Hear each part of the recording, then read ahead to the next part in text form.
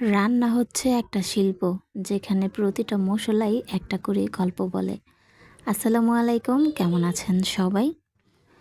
রান্না করতে আমার বরাবরই অনেক ভালো লাগে। ভিন্ন ভিন্ন রেসিপি ট্রাই করতে তো আরও বেশি ভালো লাগে। তো প্রতিদিনের মতন হচ্ছে সকালবেলায় আমি রান্না শুরু করে দিয়েছি। সকালবেলা রান্না সেরে ফেললে সারাটা দিন অবসরে থাকা যায়। এই জন্য আমি প্রতিদিনই সকালবেলা রান্না করে ফেলি দুপুরের জন্য। তো এইদিকে হচ্ছে ডাল বাগার দিয়ে নিয়েছি, আমি জলপাই ডাল রান্না করেছি। আর হচ্ছে সকালের জন্য এখানে একটু নুডলস রান্না করে নেব।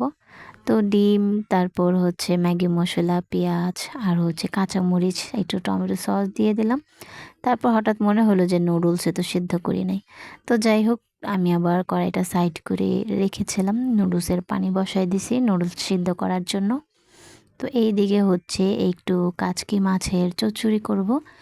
তার জন্য আমি আলু আর হচ্ছে বেগুন কুচি করে কেটে নিয়েছি।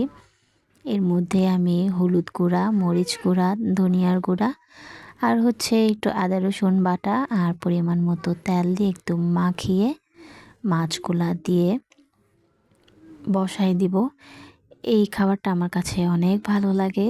আমি তো নর্মালি মাছ তেমন খাই না, কিন্তু গুঁড়া মাছগুলো আমার কাছে অনেক বেশি ভালো লাগে। তো এই তো আমি মাছগুলা দিয়ে একটু টমেটো দিয়ে নিয়েছি, সাথে কাঁচামরিচ দিয়ে দেব আর পরিমাণ মতো একটু পানি দিয়ে দেব। তারপর একবারে মাখিয়ে আমি চুলায় বসাই দেব। তো বসানোর পরে হচ্ছে মনে হয়েছে যে পেঁয়াজ দেই নাই, তারপর অবশ্য পেঁয়াজ দিয়ে দিয়েছি। নুডলসটা হচ্ছে আমি ওভার বয়েল করে ফেলেছি, একদম খিচুড়ি টাইপের হয়ে গেছে। তো কিছু করার নাই, এইভাবেই হচ্ছে রান্না করে নিয়েছি। খেতে কিন্তু ভালোই লাগছিল। তো আমি একটু কচু শাক রান্না করে নেব। আর একদিন হচ্ছে কচু শাক আমি নিয়ে আসছিলাম, ওই দিন কিছুটা রান্না করেছিলাম, বাকি অর্ধেকটা ফ্রিজে রেখে দিয়েছিলাম, সেটাই একটু বাগার দিয়ে নিচ্ছি। তো এই দিকে হচ্ছে একটু ছোট মাছ রান্না করে নেব।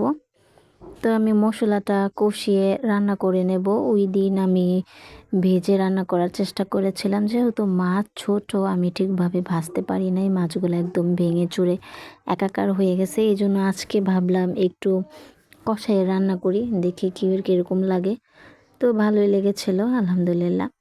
তারপর আমি মাছগুলা একটু কষানো হয়ে এলে আমি এখানে আলু আর বেগুন দিয়ে মশলার ভেতর সবজিগুলোকেও একটু কষিয়ে নেব। তো এই তো আমি ঢেকে দিব।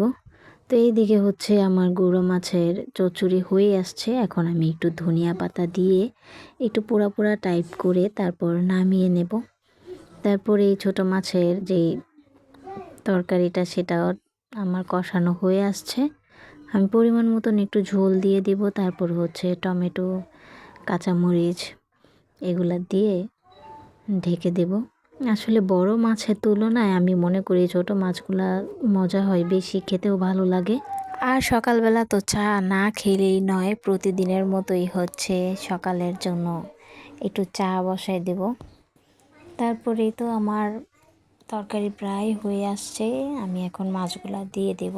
তো আমার কচু শাক রেডি, তারপরে কোরা মাছের চচ্চড়িও রেডি, তারপর ডালও রেডি, মাছটাও হয়ে গেছে। তারপর সকালে নাস্তা করে নেব। নুডলসটা তো একেবারে নরম হয়ে গিয়েছিল।